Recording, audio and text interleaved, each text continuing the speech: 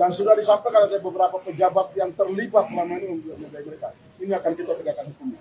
Jadi pertanyaan, kenapa kelompok kriminal bersenjata atau KKB tak pernah bisa ditumpas? Tak hanya itu, kelompok kriminal tersebut juga seolah tidak pernah kekurangan senjata untuk melawan aparat TNI Polri. Rupanya kelompok separatis teroris di Papua itu punya penyokong dana.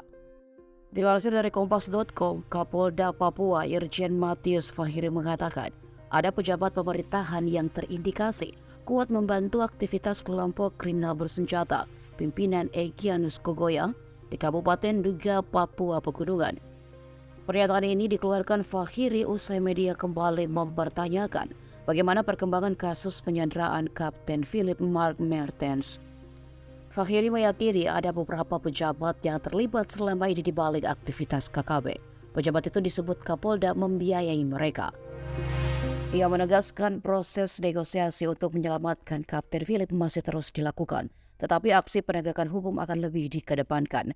Hal ini dilakukan karena kasus tersebut sudah berjalan lebih dari 60 hari, sehingga sudah diperlukan langkah yang lebih tegas untuk menuntaskan kasus tersebut.